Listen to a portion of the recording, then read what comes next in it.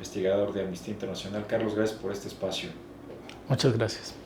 Carlos, nos gustaría que nos contaras en qué consiste este estudio que he realizado, el estudio Falsas sospechas, detenciones arbitrarias por la policía en México. Si nos pudieras dar una breve introducción.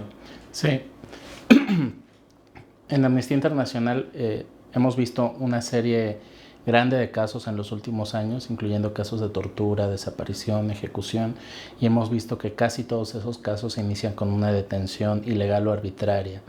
Y por esa razón tomamos la decisión de dar una mirada más a profundidad a esta realidad, de estudiar con cuidado el fenómeno de las detenciones en México y hacer algunas valoraciones de si están o no las policías cumpliendo con sus obligaciones bajo el derecho internacional. Y por eso hicimos una investigación de aproximadamente un año analizando la situación en todo el país y concluimos que en realidad las policías suelen hacer detenciones arbitrarias.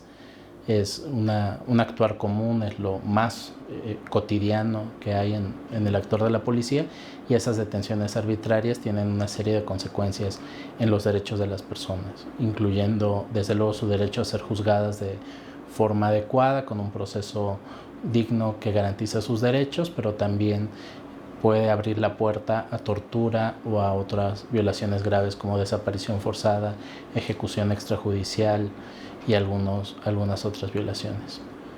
Ok, Carlos, una pregunta. ¿En qué casos son más comunes que se den este tipo de detenciones arbitrarias? Es decir, ¿hay algún tipo de contexto específico, circunstancias específicas en las que estas detenciones ocurran de manera más regular, por así llamarlo?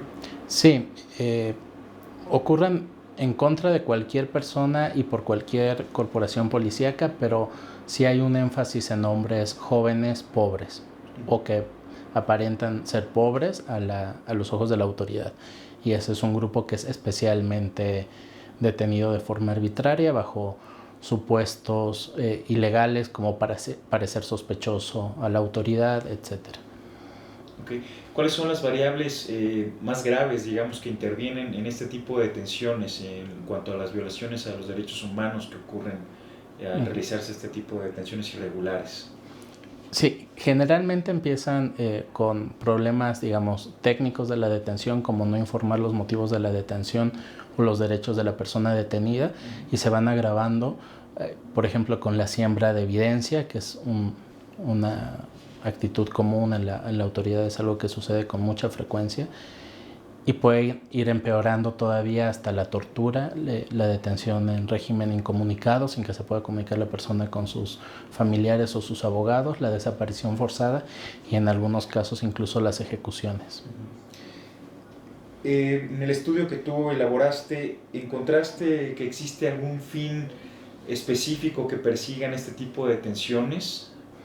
Más bien, las detenciones es parte del actuar común de la autoridad, es parte del abanico de opciones que tienen las policías y responden a distintos fines. A veces son para intentar simular que resuelven algún delito que están investigando, para intentar simular que están dando resultados en contra del crimen en general, para obtener extorsiones de las personas detenidas. Hay algunas detenciones que son políticamente motivadas y entonces digamos que responde a muchos fines, pero en todos está la característica de que las policías saben que pueden hacer esto y que lo pueden hacer impunemente. ¿Qué es lo que regularmente precede a una detención arbitraria? Me imagino que la cuestión de la presunción de inocencia es violada totalmente, ¿no? Claro, sí, la autoridad desconoce el principio de presunción de inocencia, entonces detiene a las personas por razones no justificadas legalmente, como por ejemplo parecer sospechoso. Es lo más común. La persona parecía sospechosa o era sospechoso que estuviera en un lugar a cierta hora para la autoridad. Por ejemplo, si hay muchachos caminando en la calle muy noche, cosas así, y detienen sin que haya una razón para hacerlo, y de ahí se derivan una serie de mecanismos y de dinámicas entre la policía y la persona detenida que suelen llevar a extorsión o algún maltrato o a una detención. Muy bien. ¿Cuáles son los derechos humanos que regularmente más se vulneran posteriormente de una detención de este tipo? En general, y por cómo se reportan las detenciones en informes policiales que suelen tener fallas graves, invención de hechos y errores fácticos, suelen ser vulnerados los derechos humanos a presunción de inocencia, a un juicio justo, las garantías judiciales, también la integridad física de las personas, la integridad psicológica, y esos son, digamos, los que suelen ser más afectados. De acuerdo a tu investigación, ¿podríamos decir que este tipo de detenciones reflejan la falta de profesionalismo y de investigación científica por parte de las autoridades? Sí, es algo que hemos visto, es algo que también han dicho altas autoridades. Por ejemplo, el ministro presidente de la Suprema Corte ha dicho que las detenciones suelen ser no por una investigación científica, sino alegando que fueron detenciones en flagrancia. O sea, casi todas las detenciones no se hacen a partir de una investigación, sino que se hacen casualmente, con cualquier pretexto. A veces sí hay flagrancia y es una detención adecuada, pero muchas veces hay una flagrancia simulada, y esto no contribuye, digamos, a un sistema de justicia robusto, eficiente. De acuerdo al informe, a los resultados y a las recomendaciones que ustedes hacen, ¿cuáles serían las acciones urgentes para evitar que se sigan violando los derechos humanos de las personas que son detenidas bajo este sistema?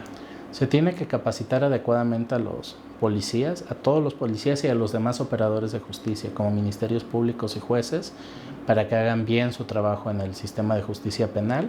Se tiene que sancionar a aquellos policías que hacen detenciones arbitrarias, y tienen que tenerse mecanismos administrativos y mecanismos desde la policía claros para controlar el actuar de sus miembros. Por ejemplo, estamos pidiendo que los informes sean transparentes, que sean claros y que sean hechos por las personas que realmente participaron en la detención.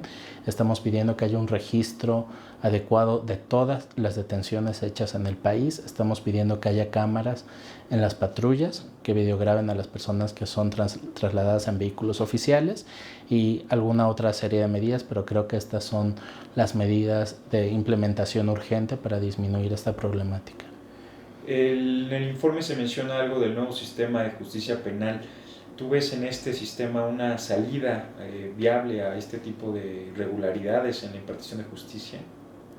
Así es, el nuevo sistema de justicia penal acusatorio es una buena oportunidad para disminuir las detenciones arbitrarias. Si se aplica bien y si los jueces hacen una evaluación clara y técnica de la legalidad de la detención, esto podría contribuir a disminuir las detenciones, porque los jueces tendrían que estar desechando los casos que tengan fallas de origen, digamos, desde la detención. Te agradezco, Carlos. Muchas gracias. Destacar los errores que tienen todos los operadores, porque claro, siempre se van contra los jueces, pero si el juez tiene ante sí un caso en donde la evidencia no tiene cadena de custodia, el detenido está golpeado, el informe policial es inconsistente y equivoca fechas, pues no tiene más que liberar, y eso no lo dice ni el procurador ni el comisionado nacional de seguridad. Por eso estamos haciendo énfasis en la policía como el primer eslabón, en donde se cometen muchos de los más graves errores que luego impactan todo el proceso, pero hay otros elementos, ¿no? Por ejemplo, el jefe de gobierno, ¿no?, decía hace unos días, pueden salir 4,000 personas, sí, pero por cada persona que se libere antes habrá una serie de audiencias para determinar si se libera o no. O sea, si la Procuraduría no puede defender el caso y decir por qué la persona tiene que estar en prisión, pues ni modo que la dejen en prisión los jueces. Y nos preocupa eso, ese tipo de reacciones que no abordan la problemática entera y nos dicen, bueno, también hay que ver qué están haciendo los fiscales, los policías, etcétera, ¿no? De acuerdo. Ok. Bien. Muchas gracias.